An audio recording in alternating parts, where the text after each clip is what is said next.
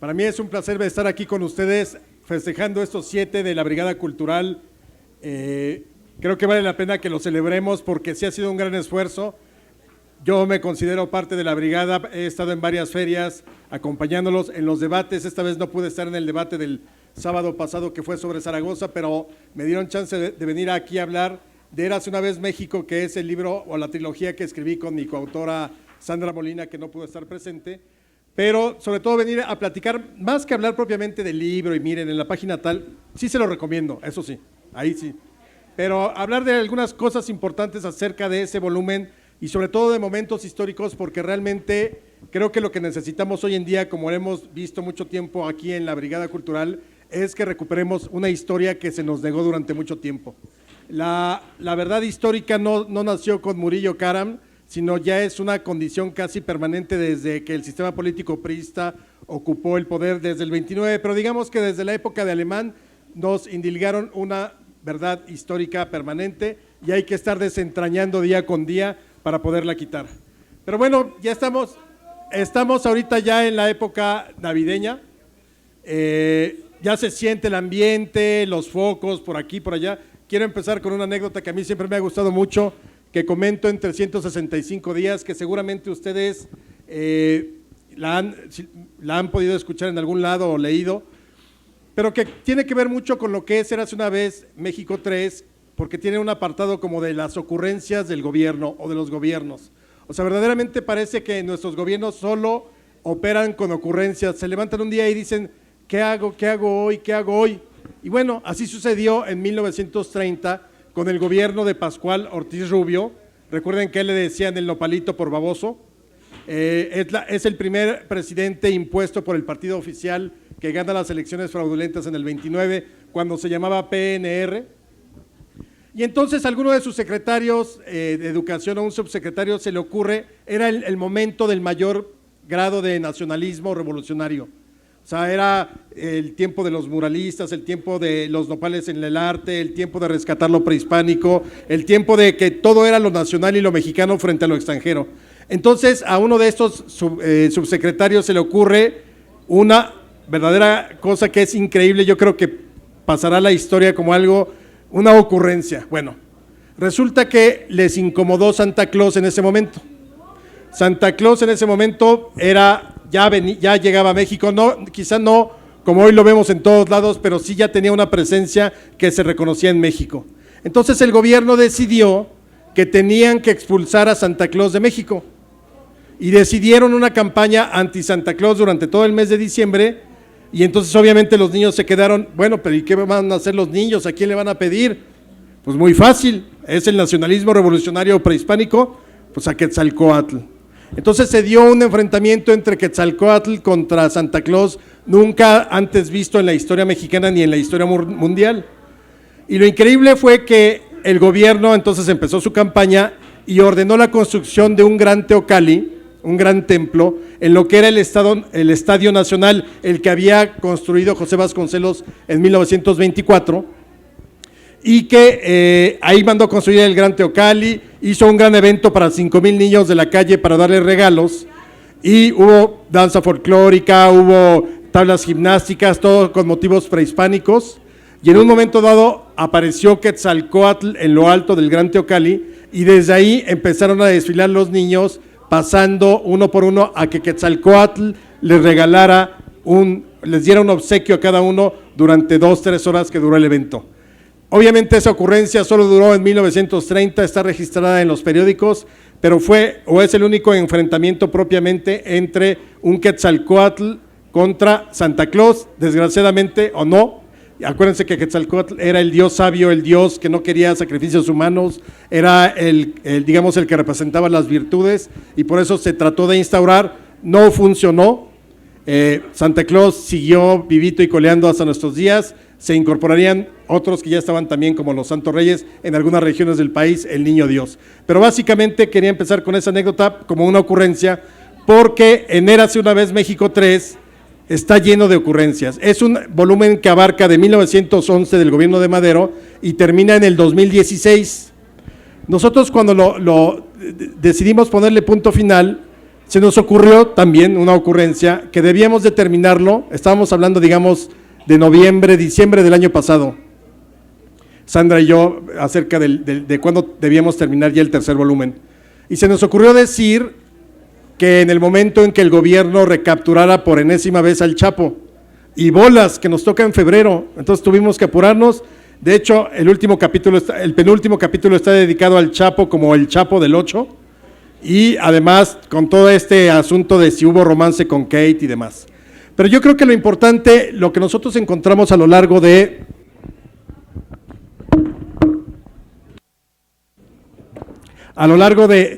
estos años, no solamente es la revolución, no solamente es el enfrentamiento entre las facciones revolucionarias que empiezan desde 1911, la caída de Huerta, la caída de Madero, todo eso, sino yo creo que lo más importante y lo que nos costó más trabajo fue cómo podemos reconstruir los últimos 40, 50 años.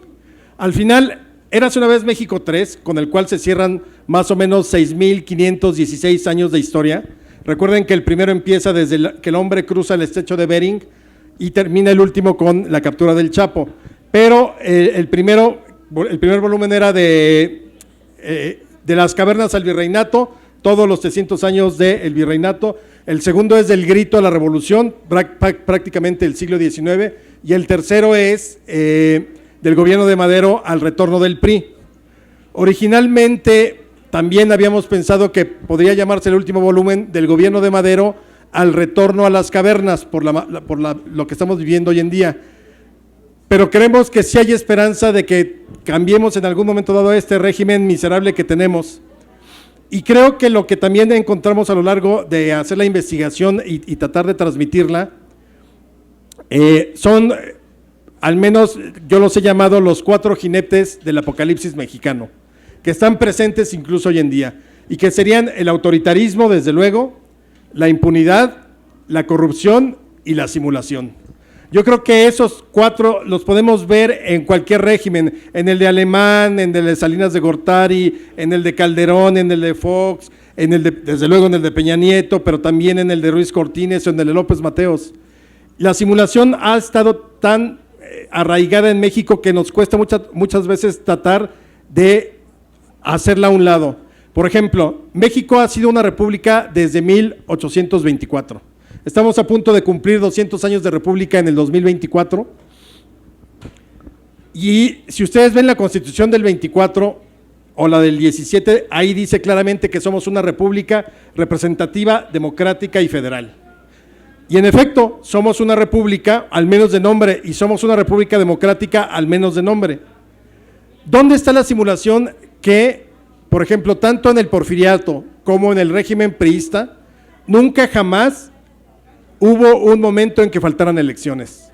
Es decir, ellos siempre habían justificado, México es demócrata, ¿por qué? Porque religiosamente se iba a votar cada 5, 4 o 6 de julio de cada 6 años, invariablemente había elecciones intermedias, invariablemente se elegía presidente, diputados, senadores, eso nunca falló.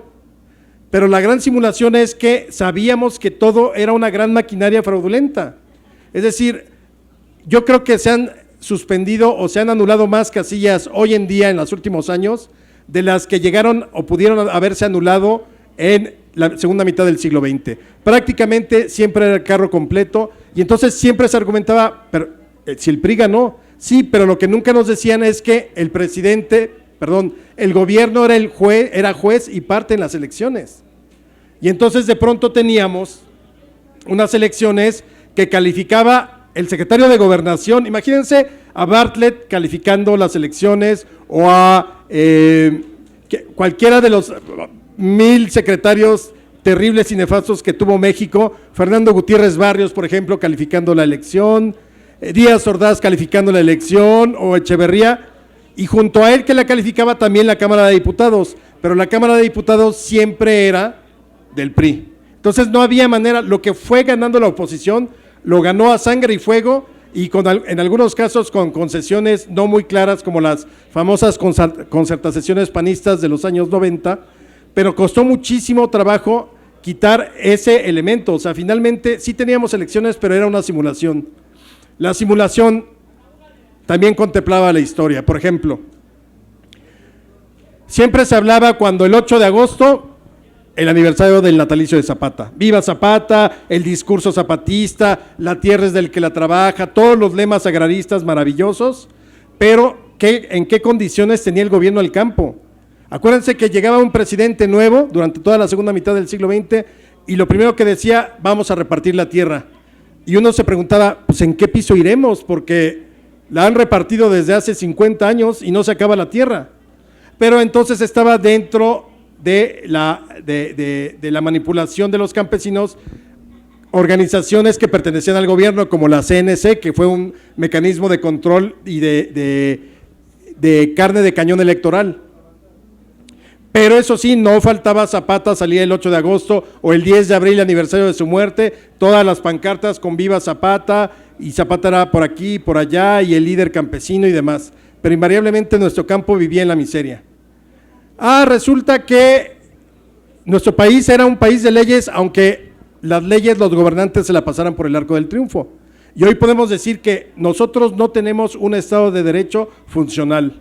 Tenemos un Estado semi de derecho, a veces funciona, a veces no, a veces opera totalmente al margen de la ley, cada quien hace lo que quiere, lo hemos visto, por eso estamos tan desesperados hoy en día, porque no hay quien aplique, no hay una autoridad que la aplique, las leyes están ahí mal hechas, tenemos gran cantidad de leyes, simplemente pensemos, tenemos con la Constitución vigente que cumple 100 años ahora en febrero, son me parece que 7, la de 1814 de Morelos, la de Apatzingán, la de 1824 que nos hizo República Federal, luego la de 1836 República Central, luego la de 1843 bases orgánicas, luego la de 47 actas de reformas constitucionales, luego la del 57, ahí está la sexta. O sea, prácticamente en 20, 25 años tuvimos 6 constituciones, digamos que está justificado porque era un México que trataba de encontrarse después de la consumación de la independencia. Pero luego tenemos una constitución en 1917, hecha por los vencedores, absolutamente por los vencedores, y que además ha sido reformada más de 600 veces, y evidentemente una constitución tiene que moverse, tiene que irse adaptando a los cambios y a la realidad actual, y a la realidad del momento, la ley es dinámica, pero de esas 600 veces hay como 300 o 400 que fueron caprichos presidenciales.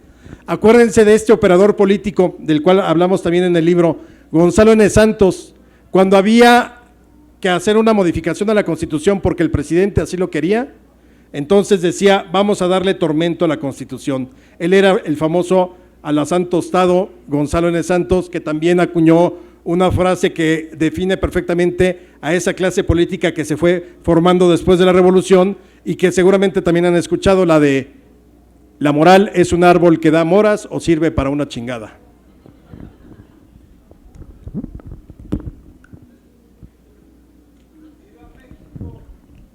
Viva. Y estamos entonces con esa idea de la simulación.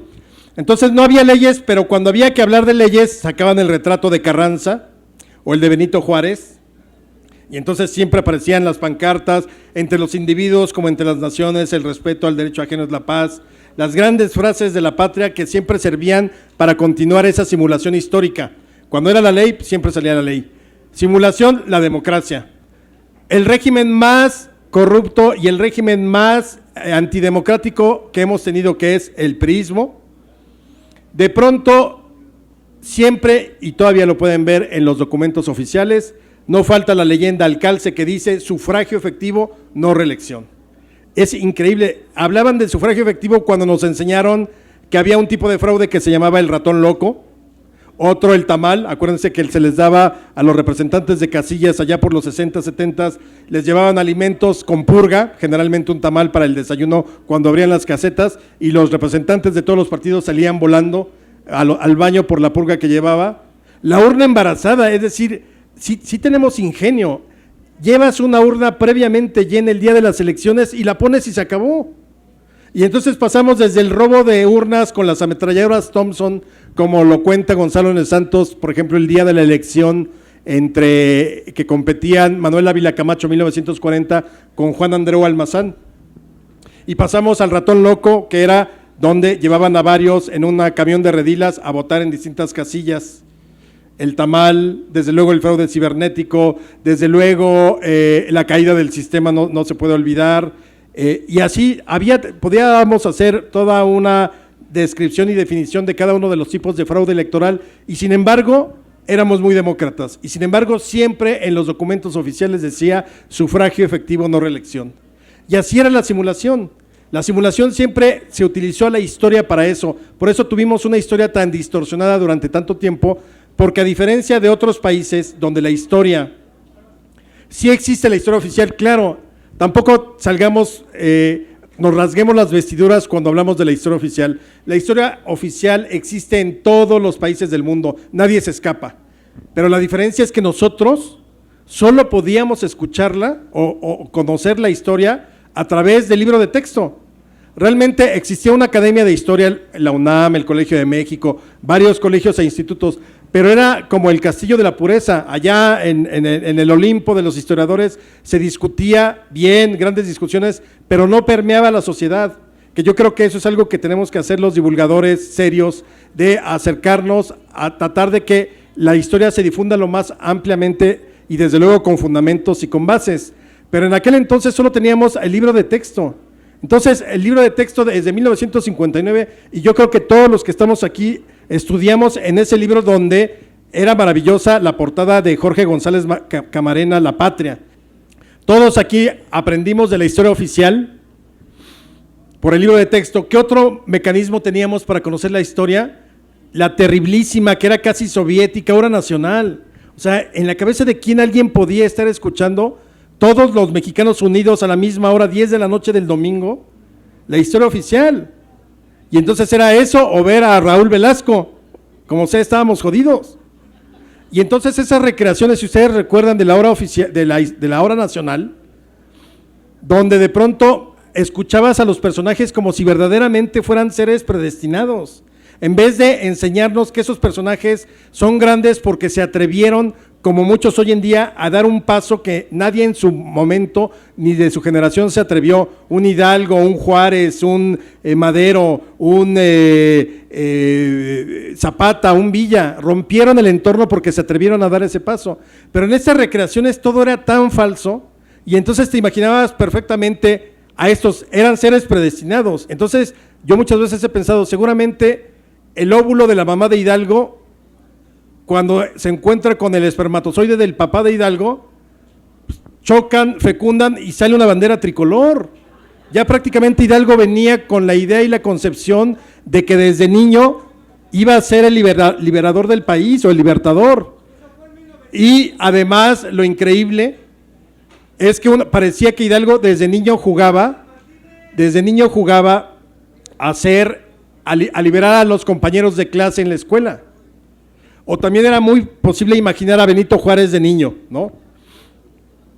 Nos vendieron la peor imagen de Benito Juárez, no obstante que es uno de los personajes señeros del siglo XIX y yo creo que de la historia para comprender mucho de lo que somos. Él y toda la generación de liberales, creo, hay una frase maravillosa de Antonio Caso que creo que los define y que desgraciadamente ya perdimos.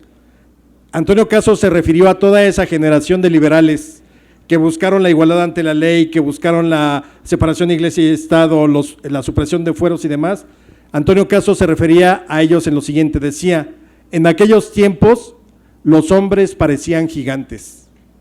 Y yo creo que hoy podríamos, parafraseando esa frase, decir: en estos tiempos nuestra clase política parecen enanos.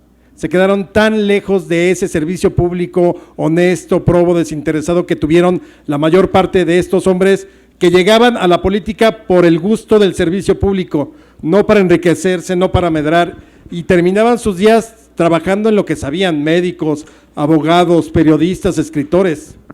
Creo que todo eso era lo más importante.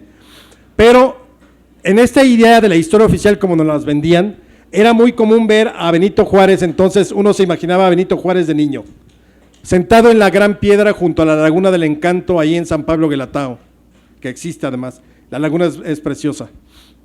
Pero entonces se imaginaba el niño Benito de 8 años, de 10 años, y entonces siempre volteaba como a la cámara, ¿no? Porque eso era típico de la historia oficial, volteaba como al horizonte, y seguramente ya desde niño a los 8 años practicaba con las ovejas. Entre las ovejas, como entre otras especies, el respeto al derecho ajeno, es la paz.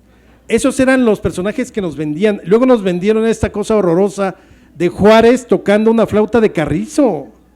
O sea, quienes hacían esos libros no tenían la menor idea de lo que era la historia.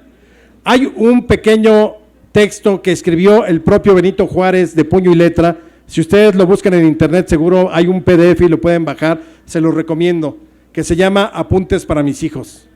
Y él ahí no dice yo tocaba bucólicamente la flauta de carrizo junto a mis ovejas. Tampoco dice que él salió huyendo de San Pablo Guelatao porque se le perdió una oveja y entonces su tío le iba a pegar. Él cuenta ahí en sus Apuntes para mis hijos, dice claramente, yo salí de San Pablo Guelatao a los 12 años porque no había futuro, porque éramos demasiado pobres, porque había 20 familias en una miserable ranchería donde no había chance de absolutamente nada. Por eso decidí yo irme a Oaxaca a buscar un futuro.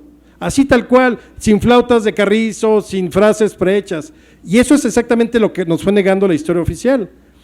Entonces, afortunadamente, desde hace varias décadas para acá, ya tenemos la posibilidad de confrontar la historia. Seguiremos teniendo una historia oficial, una historia mal contada, una historia muy sinóptica que nos la dicen en la escuela, en los libros de texto. Pero hoy ya tenemos biografía, ya tenemos crónica, ya tenemos ensayo accesible para todas las edades, accesible para todas las generaciones, accesible para todo público, que creo que es algo que hemos ido logrando haciendo divulgación y difusión de la historia, que es necesaria. Bueno, después de nuestro jinete, que es la simulación, el otro es el autoritarismo. O sea, el autoritarismo es algo que, por más que hoy yo considero que sí se encuentra mucho más acotado que, por ejemplo, la época de Alemán o la época de Díaz Ordaz o incluso López Portillo, donde nadie les impedía absolutamente nada.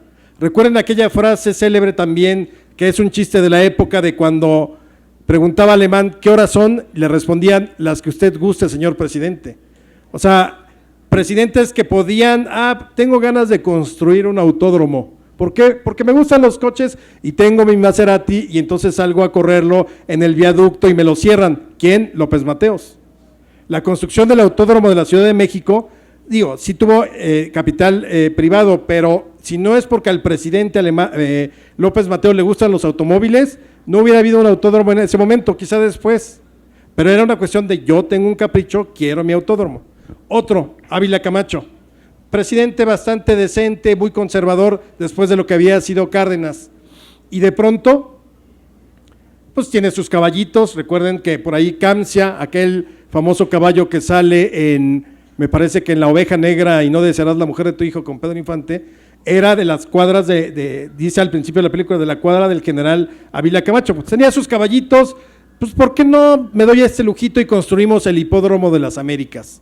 Y lo construyen en 1943 porque al presidente le gustaban los caballos. Otra ocurrencia fue lo que hoy es el Auditorio Nacional, pero ahí más bien fue una ocurrencia política de Alemán. Resulta que en 1948 ganamos nuestras primeras medallas de oro en una disciplina que nadie esperaba, que era el deporte hípico, con el famoso caballo Arete y el sargento Pedrosa, si no mal recuerdo. Mariles, el sargento, Mariles. Y entonces Mariles gana estas medallas de oro y el presidente, cuando se entera, dice no, pues el futuro está en el deporte hípico, y entonces ordena la construcción de un centro de deportes hípicos exactamente donde está en el Auditorio Nacional. Se expropia toda esa parte, empieza la construcción, hasta que uno de sus secretarios le dice, oiga señor presidente, ¿sabe qué? Pues está muy bien la idea del deporte hípico, pero aquí en México caballos solo tiene usted, el general Ávila Camacho y el general Cárdenas. Yo creo que no es tan buena idea. Y entonces se da cuenta Alemán de que no es tan buena idea, y entonces es así como de haber sido la idea inicial un centro de deportes hípicos, deciden construir un auditorio municipal, así se llamó en primera instancia, y en 1952 ya pasó a ser el Auditorio Nacional, con aquella estructura horripilante que luego se modificó en el 91, que al menos en su momento era moderna. Pero ese era el tipo de cosas que hacía el autoritarismo que no permitía el diálogo, el autoritarismo que no permitía ningún tipo de negociación que no fuera la que beneficiara al gobierno, el autoritarismo que nos llevó a una guerra sucia en los años 70, a una represión inconcebible durante el movimiento del 68, que a la vista es inimaginable cómo el autoritarismo llevó a una represión que, por donde le vean, no estaba de ningún modo justificada. Y si hoy leemos, por ejemplo, el pliego petitorio de los estudiantes y de los líderes del 68, parece ingenuo, o sea, cosas que se hubieran podido resolver o que al menos hoy podrían resolverse con mucho más facilidad. La renuncia de un funcionario, la derogación de un artículo del Código Penal que era el de disolución social, la desaparición del cuerpo de granaderos, es decir, muchas cosas que pudieron haberse negociado para no caer en lo que caímos y luego en esa violencia de Estado que fue la guerra sucia. Pero nadie le decía nada a los presidentes. El Congreso fue durante años el club de amigos del presidente, como lo llamaron en la época de Porfirio Díaz. La sumisión oprobiosa, no había nadie que le dijera no al presidente. En Érase una vez México, recordamos la escena aquella, estamos hablando más o menos 1993, todo lo que desató el Tratado de Libre Comercio y la firma. Y acuérdense que Salinas iba muy contento y feliz, porque le estaban aprobando los republicanos el Tratado de Libre Comercio. De pronto pierden los republicanos, ganan los demócratas y era Clinton, me parece, sí, era Clinton, y entonces empiezan a decir que pues, así el Tratado de Libre Comercio no va a ir. Y acuérdense que transmitieron la votación en el Congreso para ratificarlo o no, del Congreso norteamericano, y estábamos en esas fechas, sería finales del 93, transmisión en radio, en televisión, viendo la votación, a ver si se caía el TLC o se aprobaba por el Congreso norteamericano. Similar a lo que sucedió ahora con Trump, todo el mundo expectante, a la mera hora sí fue reñida la votación, pero ganó el TLC. Y todavía algún senador de la época o diputado decía, no hay que cantar victoria, porque aquí en México todavía nos falta votar. Por favor, en 1993 era el club de amigos del presidente, no había ni siquiera la posibilidad de una mayoría sumándola toda que se opusiera a nada.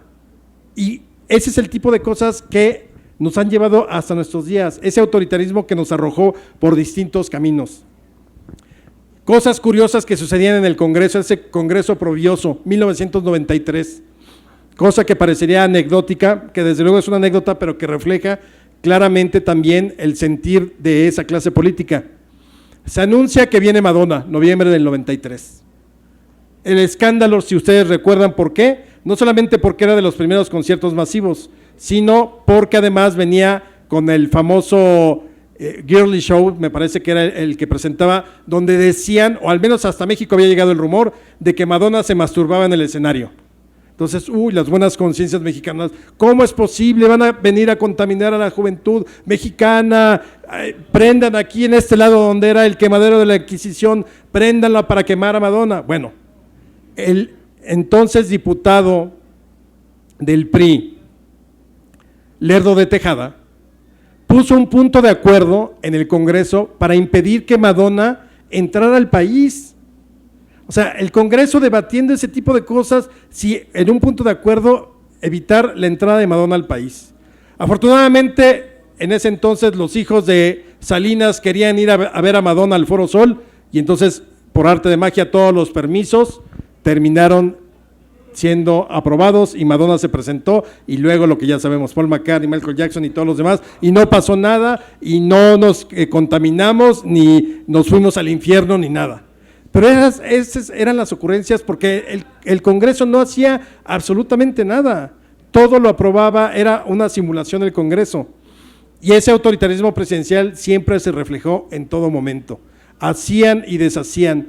Los dos presidentes que más gobernadores removieron por sus pistolas, ¿qué vamos al juicio político? ¿Qué procedimientos legales? El primero, Cárdenas, que tuvo que hacerlo para echarse a Calles, retirado del poder en los años 30 porque le estorbaba y porque no quería ser manipulado por Calles, y el siguiente que más gobernadores removió por sus pistolas fue Salinas de Gortari, sin ningún procedimiento de ley, sin ningún tipo de elemento. Entonces vemos exactamente ese autoritarismo pesa. Hay quienes dicen, yo a veces pienso que no es tan raro que tengamos un autoritarismo de donde venimos. Si sumamos toda la historia de México, yo sé que quizá es una suma simplista y hay muchos elementos en el camino que habría que analizar, pero simplemente va como una reflexión. Tuvimos un imperio azteca con 11 tlatoanis, eran una autoridad vertical de arriba hacia abajo, el tlatoani decidía, etcétera. Luego se sustituye esos tlatoanis con 63 virreyes durante 300 años, igual. El virrey era el otro yo del rey, era la representación del rey de España aquí, e igual él gobernaba, nadie le podía decir que no, la Real Audiencia generalmente estaba con él, entonces no había grandes transformaciones ni grandes modificaciones.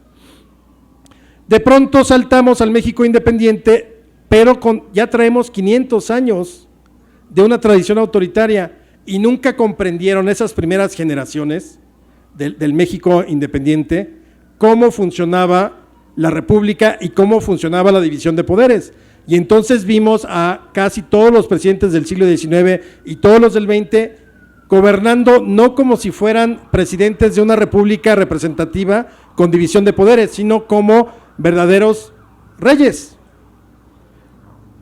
El siglo XIX, entre muchas otras explicaciones e interpretaciones que puede tener, podría explicarse, si nada más lo queremos ver desde el punto de vista biográfico, podríamos explicarlo con 3 personajes. Santana en la primera mitad del siglo XIX, Juárez en la mitad y Porfirio Díaz. 3 personajes que eran autoritarios. Para bien y para mal, tuvieron que gobernar con autoritarismo. Pero ya cuando supuestamente estamos en una situación de normalidad, entre comillas, democrática, como era el siglo XX después de la Revolución, estos presidentes tuvieron que haberse sometido a la división de poderes y nunca jamás lo hicieron.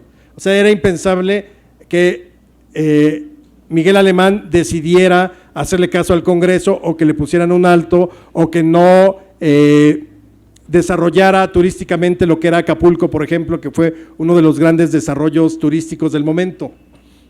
Y entonces vemos ese autoritarismo que sigue pesando y la punción existe, porque además el autoritarismo pasó no solamente del presidente o se quedó ahí, sino se transmitió, como también hemos visto las secuelas, a los gobernadores. Los gobernadores actuaban no como gobernadores de estados libres y soberanos en su régimen interior, sino como caciques, y lo seguimos viendo, y no hay leyes, y no hay elementos, y no hay una voluntad política como para decir que efectivamente podían gobernar de una manera como marca la ley o la Constitución. El tercer jinete, desde luego, es la corrupción. Claro que es una estupidez pensar que nosotros somos un pueblo corrupto desde que nacimos y desde que se creó, digamos, el México allá en el siglo XVI, México ya con la fusión de 2 culturas. También ideas que deberíamos de arrojar ya para quitarnos los prejuicios es, nuestros males no vienen de la conquista, ya pasaron tantas generaciones y han pasado tantas cosas que seguir detenidos en es que nos echaron la peor basura de los españoles, llegó a México, no, igual, la corrupción está enquistada en todo el mundo y lo vemos en Japón y lo vemos en Noruega y lo vemos en Estados Unidos y en cualquier lado. El problema es que aquí, durante la segunda mitad del siglo XX, construimos una cultura de la corrupción. ¿Por qué? Acuérdense esas frases de el que se mueve no sale en la foto, que roben, y eso es terrible que la sociedad lo dijera, que roben pero que dejen obra. Híjole, esas son de las más dolorosas como sociedad, que uno diga, bueno, sí, que no importa que robe, pero si deja obra o deja bien pavimentado o hace un segundo piso, está maravilloso. No. Esa corrupción permeó, yo creo que la manera en como el sistema político priista enseñó o corrompió a la sociedad y fue enquistándola. Y entonces conocimos la mordida, conocimos el asunto de tratar de darle vuelta a la ley por cualquier modo. O sea, tenemos leyes, pero siempre nos interesa mucho cómo le damos la vuelta. Es decir, pequeños elementos de la corrupción cotidiana, el agandalle, como se llama, es parte de una corrupción que viene desde arriba. Una corrupción donde nadie tenía que rendir cuentas. ¿Por qué nadie tiene que rendir cuentas? Porque nadie las pide y porque el sistema durante 70 años siempre fue el mismo. Y finalmente, junto a eso, la impunidad. Tú sabes que lo puedo hacer, ¿por qué? Porque no me va a pasar nada, porque no hay una ley y porque no hay una autoridad que me va a pedir cuentas. Y entonces hemos visto cómo se batalla hoy en el pleno 2016 con todos estos 4 jinetes del apocalipsis que están ahí enquistados y que se tiene que combatir a través de la sociedad civil en muchos sentidos, porque es lo único que nos queda.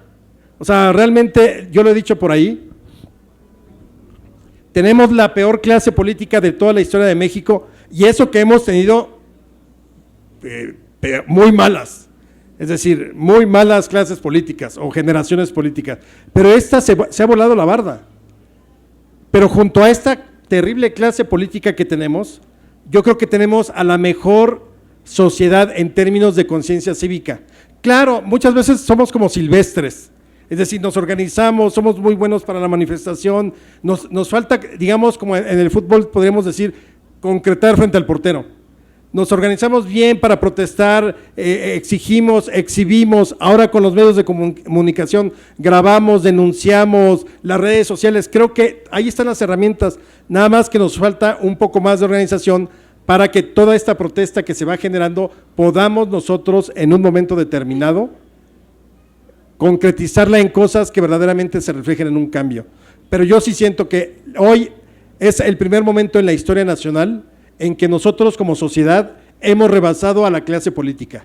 Ya no nos chupamos el dedo, ya no estamos estamos en desacuerdo en muchas cosas. Insisto, creo que lo que le falta a la sociedad hoy en día es mayor organización para terminar de concretar, pero creo que ya está una semilla enardecida. No estamos molestos, como dice Peña Nieto, estamos encabronados con todos, con diputados que se llevan su bono de 150,000 pesos, eso es de sinvergüenzas, de ladrones, eso no es ni siquiera de, ay, bueno, es que se lo merecen, nada, es un robo en despoblado. O sea, los 40 ladrones de Alibaba son unas hermanas de la caridad junto a lo que vemos en nuestro Congreso y en las gubernaturas y en todos lados.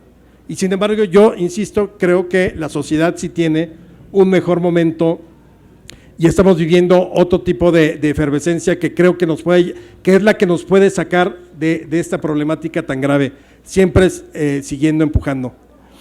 Cosas que vale la pena, por ejemplo, que rescatamos a lo largo de Érase una vez México. No solamente es todos estos sexenios, no solamente es el poder, no solamente es la frustración también de lo que fue la alternancia, una alternancia que fue fallida por todos lados, porque al menos lo que se necesitaba es que se empezara a desmontar todo ese sistema corrupto y putrefacto, todo ese sistema político.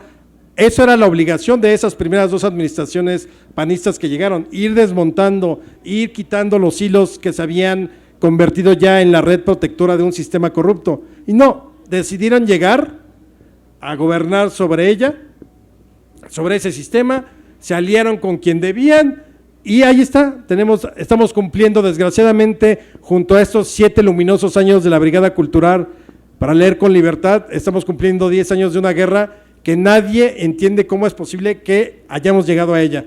Quizá teníamos que atravesar un camino sinuoso y tortuoso con la alternancia y con todos estos elementos de corrupción que se enquistaron en los estados, pero es un hecho, o sea, Calderón se fue a lo pendejo cuando decidió en los primeros días de su gobierno ir a la guerra. Es como haber ido a la guerra sin fusil, es al chilazo, como se dice, a la viva México. Primero disparas y luego averiguas, en vez de hacer toda una logística, toda una planeación, y ahí estamos pagando las consecuencias. Y yo creo que independientemente de que sí queríamos la caída del PRI en el 2000, creo que el costo que se ha pagado es demasiado alto. Y luego vemos cosas que es increíble que sucedan. El surrealismo sí llega a alcanzar niveles épicos en México. Por ejemplo, cuando hacemos el recuento de los últimos años en Érase una vez México 3, nos damos cuenta de que hay muchas cosas que quizá ya las pasamos al olvido. Para empezar, por ejemplo, las fiscalías especiales. Yo creo que si por ahí aquí hay alguien que quiere escribir de historia de divulgación, un tema que necesitamos hacer es la historia de México a través de sus fiscalías especiales. Yo creo que de todas las fiscalías especiales, todas han fracasado con éxito. Dicen que todavía está abierta la Fiscalía Especial para determinar si Moctezuma II fue asesinado por Cortés o muerto de una pedrada. Todavía está abierta esa fiscalía y seguramente la de Obregón también está abierta la fiscalía para saber quién fue el asesino intelectual. Ya ven que el chiste de la época le preguntaba Juan Pueblo a María, oye María, ¿y sabes quién asesinó a Obregón? Y decía el chiste, Calles y Portes bien, refiriéndose a Plutarco Elías Calles y Emilio Portes Gil. Pero esas fiscalías han sido verdaderamente bochornosas, terribles, y les dedicamos un momento. Pero quizá la más representativa es la de la Paca. Increíble, a ver, no era una procuraduría de un pueblo lejano, en estos pueblos mágicos inventados quizá por el realismo mágico de García Márquez. Teníamos un procurador general de la República. Ese procurador decide nombrar, ¿se acuerdan? A Pablo Chapa Besanilla como el fiscal especial para que solucione o averigüe cómo fue la desaparición del diputado Muñoz Rocha, a quien se acusaba de haber sido cómplice de Raúl Salinas en el asesinato de Ruiz Massieu. Entonces, bueno, tu procurador, que se me acaba de ir el nombre, Lozano Gracia, además, alguien que decía, bueno, es el procurador, insisto, no era de Maracaibo, era el Procurador General de la República Mexicana, uno de los países más importantes del mundo en términos de volumen de población, lo que quieran. El procurador decide entonces nombrar a Pablo Chapa Besanilla fiscal para encontrar, solucionar el caso. Entonces nos imaginamos perfecto a Chapa Besanilla, ¿no? En su oficina. Y así, quizá ya no tenía barba, pero pues me imagino así pensando en su escritorio y de repente, ¿cómo le haré para solucionar el caso? ¿Cómo le haré? Ya sé, voy a contratar a una vidente. No importa que haya ciencias forenses y criminalística y que haya toda una serie de protocolos de investigación. No. ¿Por qué no una vidente? Es bien buena idea, lo voy a hacer. Y entonces va con Lozano Gracia, oiga jefe, ya tengo la solución para nuestros problemas. Voy a contratar a una vidente. Entonces seguramente Lozano Gracia le dijo, ay Pablito, me parece buena idea. Es a toda madre tu idea. Contrata a una vidente. Y va y contrata a la Paca. Increíble. Y entonces va la Paca con su varita de esas con las que se busca agua en el desierto. No sé si a alguien le ha tocado que de repente te enseña que sientes la vibración y todo eso. Va con su varita y de pronto se da cuenta de que ha encontrado unos restos en la finca del Encanto que era propiedad de Raúl Salinas. Y ahí van las autoridades, la prensa, todo el mundo, el bulldozer gigante, las palas, los picos. Y entonces así se pone en trance la Paca y de pronto, aquí está, le vibran las manos, todo, empiezan a cavar y encuentran una osamenta, eso es lo increíble. En ese momento yo creo que los grandes especialistas y doctores de la ciencia forense se les cayeron los calzones en el mundo, porque era increíble que una vidente en México lo hiciera. Y resultó que sí, había restos humanos, se los llevan, los analizan y resulta que eran los del suegro de la Paca. Esa historia ya no la conocimos, ¿qué relación tendría con el suegro? Vayan ustedes a saber. La Paca terminó en la cárcel, pero Pablo Chapa Besanilla ni la pisó, terminó como si nada, y Lozano Gracia igual. O sea, ¿en qué país caben ese tipo de cosas? Cosas que podrían ser como muy padres para la anécdota de la novela, pero esa era nuestra circunstancia, nuestra Procuraduría General de la República haciendo ese tipo de cosas o permitiéndolas. Otra ocurrencia que también vamos narrando, porque la idea de Érase una vez México es que no nos deprimamos. Yo creo que Érase una vez México, la trilogía, es una especie de libro de autoayuda o superación nacional. Creo que cuando uno lo lee de corrido le da una catarsis que dice, no, sí podemos hacer algo, hay que cambiar. No puede ser que aguantemos tantas cosas. La otra, ¿qué tal los debates de Trump con Hillary en los últimos que vimos?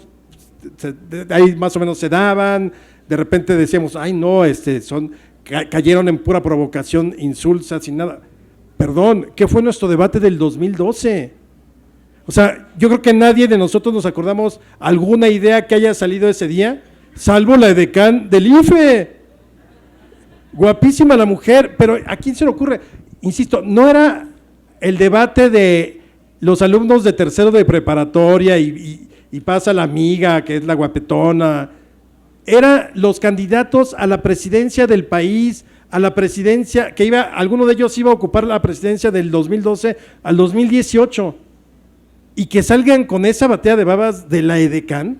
O sea, que no hay alguien en la clase política, en las instituciones que diga, que tenga 3 gramos de sentido común y diga, oigan, esta mujer no puede salir así, olvídense del edecán, veamos otro mecanismo. Ah, no, pero a nadie le importó, y no me digan que es que nadie la vio. Bueno, acuérdense de los ojos de Cuadri, se le pusieron cuadriados cuando vio el edecán del IFE, pero ese es el tipo de cosas a las que nosotros nos aferramos para reírnos y para hacer memes y para burlarnos, pero que son parte de la realidad nacional.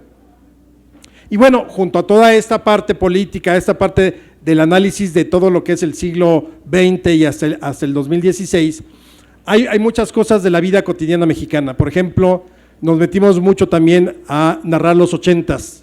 Acuérdense ustedes los años 80s cuando llega McDonald's, que causó un furor, había que hacer filas de horas y horas allá en el Pedregal para probar unas pinches papitas fritas ahí y tomarse una foto con Ronald McDonald. O acuérdense también México 1986, de esas cosas que yo creo que quedaron en el imaginario de todos los que estábamos jóvenes, más bien todos los que ya teníamos uso de razón en esa época del México 86. No solamente Pique, sino la Chiquitibum.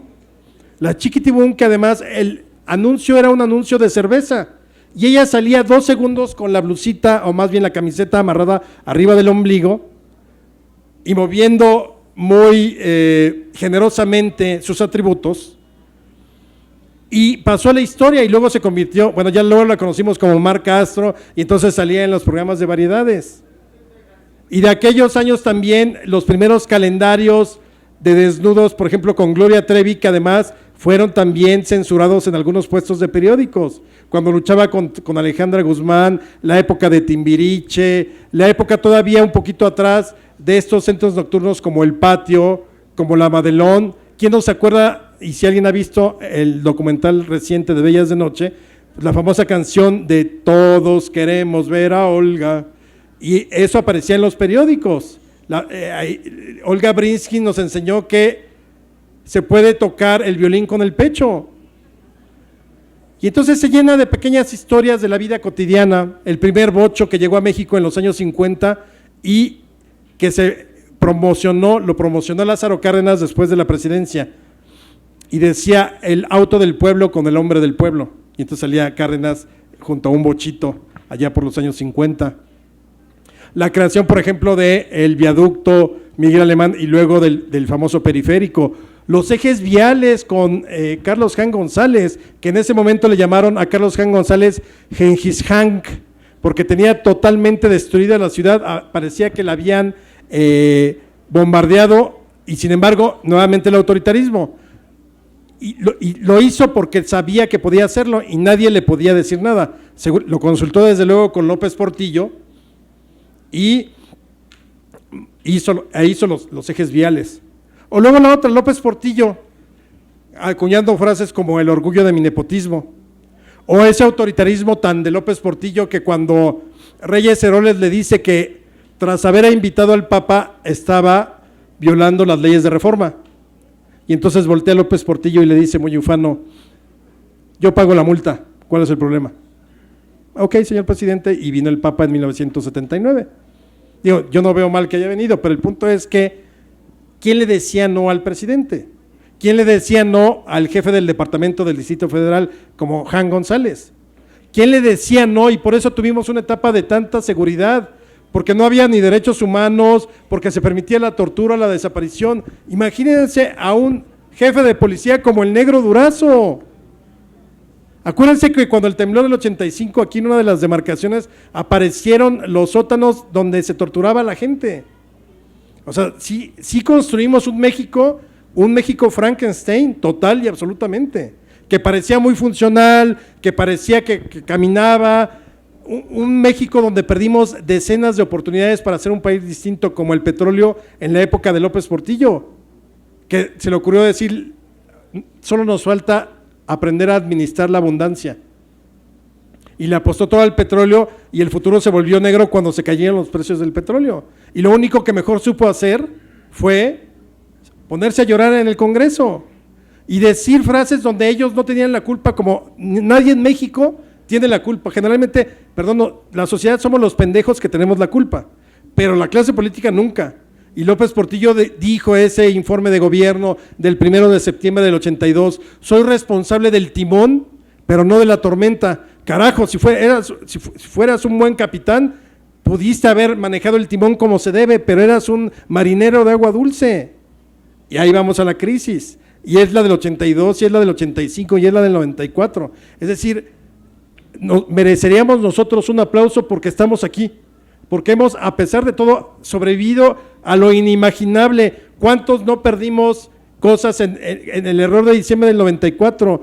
Los créditos que se fueron a las UDIs, o sea, verdaderamente yo sí creo que merecemos un aplauso nosotros como sociedad.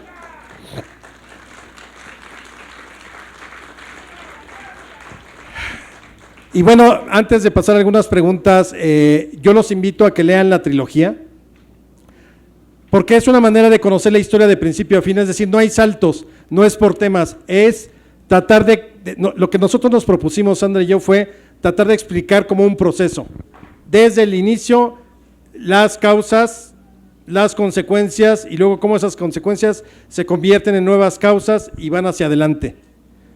Y entonces, de tal modo que al final tienes la película completa de lo que ha sido México. Claro, hay muchos temas que no pudieron entrar, porque en total los 3 volúmenes forman 700 páginas, pero es una primera aproximación y una invitación a que, si se acercan a ella, después, por curiosidad y por gusto, busquen con la bibliografía que viene y las fuentes, otros temas que les parezcan, pero la idea es que tengamos al final una línea clara del tiempo, de principio a fin, y entonces nos quede muy claro qué fue esos años de la primera mitad del siglo XIX, qué fue la época de Santana, cómo se dieron los asuntos revolucionarios, los procesos, las etapas, demás. Yo quiero agradecerle a la brigada que me hayan invitado, estoy muy contento de festejar con ellos estos 7 años, creo que también merecen un aplauso a ustedes porque nos han acompañado siempre, y bueno, hagamos algunas preguntas y aquí estoy a sus órdenes. Muchas gracias.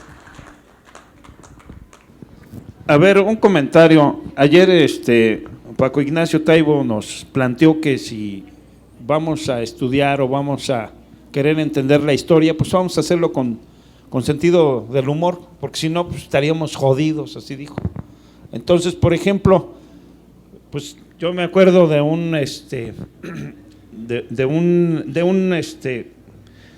aprendizaje que tuvimos en los estudios políticos que hemos tenido, incluso aquí en la calle, en la Alameda, en el Zócalo, cuando podíamos estar trabajando en el Zócalo, y le preguntaban a, creo que era el Chino Herrera, si alguien recuerda por ahí, de la gente que llegó a ver televisión en los 50s o en los 60s, le preguntaban que de qué nacionalidad era Alibaba y los 40 ladrones, y todos, no, pues era alemán, chinga. Y dice, y los 40 ladrones, si todos eran jarochos. Entonces, el Chino Herrera le planteaba, hasta que lo sacaron de la televisión, decía que le apodaban ahora el nuevo, que lo comparaban con un personaje de Walt Disney, Alemán, a Miguel Alemán. Dicen, ¿y cómo le decían? El ratón Miguelito. Entonces, se las paso, hay que tomar esto a veces en broma, porque pues es muy difícil, ¿no? Y si no buscamos la manera de aprender historia, y la historia de todos nosotros, la historia de la gente que trabajamos, de las luchas sociales, de los que marchan o de los que han marchado ya por muchos años, pues es más difícil, ¿no? Entonces, ahí se las paso. Sí, desde luego, yo creo que la historia, y siempre hay que tenerlo muy presente, tenemos que abordarla como interpretación. Es decir, nosotros lo que proponemos con Érase una vez México es una interpretación de la historia, pero jamás, no crean en nadie que les diga, este es el verdadero Hidalgo, o este es el verdadero Zapata, o este es el verdadero Juárez. Es imposible, no es una ciencia exacta, y si ni siquiera uno puede reconstruir su propia vida detalle a detalle, digamos desde los 8 años que uno tiene muy clara ya la razón de el mundo en el que se mueve, o sea, ¿qué nos marca a nosotros individualmente? 20, 30, 40 momentos fundamentales en tu vida, cuando te titulaste, cuando entraste a la universidad, el día que te casaste, tu hijo, la muerte del padre, un gran viaje, no sé, uno cuenta su vida desde esa perspectiva, o sea, de lo que te ha sucedido. Ahora, imagínense tener que reconstruir la de otro personaje que vivió hace 300 o 100 años, pues haces el mejor esfuerzo juntando todo lo que puedes en términos de herramientas de documentación, cartas, epistolarios, memorias, discursos, documentos oficiales, todo lo que haya. Y aún así es muy difícil pensar que ya tienes el 100%. Por eso existe el hecho objetivo, es decir, sabemos que a Hidalgo lo fusilan el 30 de julio de 1811, pero las razones por las cuales la Revolución de Independencia tomó ese camino, podemos hacer conjeturas, pero nunca una verdad histórica. Por eso entre más versiones tengamos, mejor. Y creo que ahí nos toca como lectores ser lo suficientemente responsables como para armarnos nuestro propio criterio a partir de las versiones que uno tiene. Pero digamos, estamos hasta la madre de verdades históricas, esas no existen. Interpretemos, o lo que hacemos los historiadores o los divulgadores como yo es interpretar a partir de los elementos que uno puede reunir y de lo que uno considera que podría ser, pero no hay una verdad histórica, y creo que hay muchas, claro, pero creo que, como dice nuestro amigo, también hay muchas partes de la historia que tienen con humor, y esa es otra. No sacralicemos tanto y no seamos tan solemnes. Nosotros no somos solemnes, nos podemos reír, nos reímos a diario. Entonces pensar que todo el mundo, antes nuestros personajes se hablaban con una solemnidad y siempre pensando en la patria, no. Seguramente cuando Juárez le dijo a Melchor Ocampo, oye Melchor, ¿sabes qué? Voy a expropiar los bienes de la iglesia. Melchor no le dijo, sí señor presidente, creo que es una buena, le había dicho, no mames Benito, ¿sabes lo que eso significa? 1/5 de la riqueza nacional, se van a prender de la lámpara. Yo creo que se reían, yo creo que se buleaban, es decir, eran seres humanos, y yo creo que también la historia oficial nos llevó a siempre ser muy solemnes con la historia, y lo vemos en la vida cotidiana. Nosotros, los cotidianos, el ciudadano de a pie, no somos solemnes. Te ríes, hay días que estás muy preocupado, hay días que estás muy serio, pero al final no vives en una especie de atadura de solemnidad que no te permita hacer otra cosa. Bueno, una pregunta concreta. ¿Cómo nos contarán los ciberhistoriadores del futuro en las páginas de internet qué ocurrió con los 43 de Ayotzinapa? Híjole, eso, yo creo que ahí vamos a tener un gran hueco, porque como las grandes masacres que ha habido en la historia de México, ¿qué sucedió con los asesinados de Topilejo? Aquellos vasconcelistas que desaparecieron después de la elección, como también como unos 20, 25, hay mucha historia que tenemos que recuperar de sangre, porque sí hay culpables con nombres y con regímenes.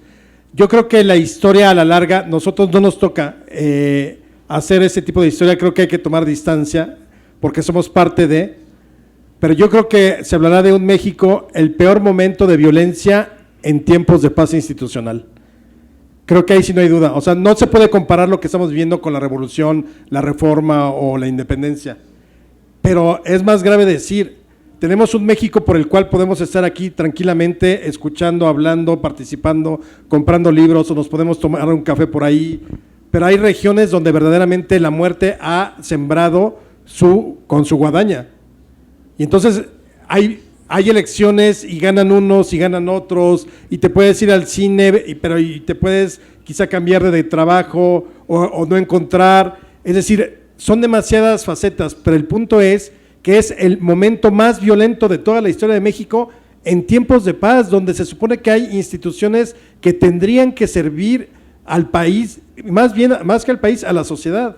Eso es lo grave. Yo creo que de ahí tendríamos que partir el análisis en unos años. O sea, fue el momento más violento en tiempos de una normalidad institucional que no habíamos vivido en otro momento. Sí, no, falta mucha perspectiva histórica. Ahorita, tratar de hacer un análisis histórico de estos años es un fracaso. Se puede hacer crónica periodística, se puede especular muchísimo, hay mucho rumor, hay muchos datos encontrados. La historia sí necesita que cuando menos pase una generación para poder empezar a sacar, y nunca habrá la última palabra. Yo les agradezco, ya tengo el tiempo encima porque tengo compromisos navideños con mis hijos, pero tenemos unos minutos por si alguien trae libros que quiere que firmemos, con todo gusto, aquí nos sentamos y muchas felicidades, que pasen una buena temporada. Esperemos que el 2017 sea un año menos peor, porque ya no se puede decir, menos peor, que nos vaya bien y pues a darle, no podemos bajar los brazos. Y felicidades a la Brigada Cultural una vez más.